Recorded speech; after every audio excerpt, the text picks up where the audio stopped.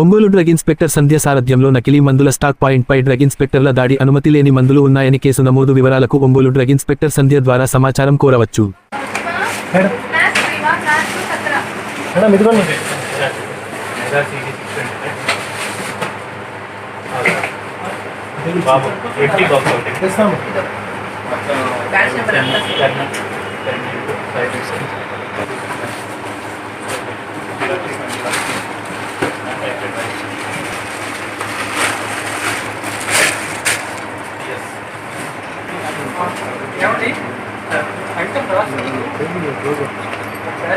నా పేరు సంధ్య. నేను ఒంగోలు డ్రగ్ ఇన్స్పెక్టర్గా వర్క్ చేస్తున్నాను. ఈరోజు మా ఆఫీస్కి అందిన సమాచారం మేరకు గద్దలగుంట ఏరియాలో నివాసం ఉంటున్న కృష్ణమూర్తి గారు మందులు లైసెన్స్ లేకుండా నిల్వ ఉంచారని సమాచారం అందింది.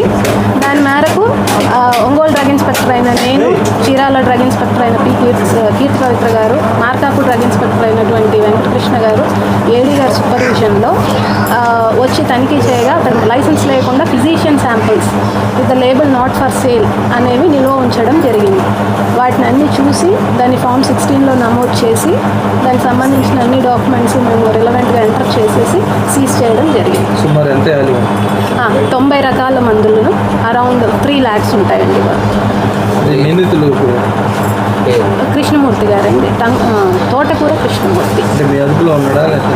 లేదండి, ఆయన సెర్చ్కి కోఆపరేట్ చేయకుండా తప్పించుకున్నారు. బట్ వాళ్ళ భార్య సహకరించారు. వీటికి సంబంధించిన పేపర్లు ఆయనకు అందజేస్తానని ఆవిడ లిఖితపూర్వకంగా ఇచ్చారు. అన్ని రకాల మందులు ఉన్నాయి. యాంటీబయాటిక్స్ ఉన్నాయి, పెయిన్ కిల్లర్స్ ఉన్నాయి, యాంటాసిడ్స్ ఉన్నాయి, కఫ్ సిరప్స్ ఉన్నాయి. అన్ని రకాల మందులు నిల్వ ఉంచారు.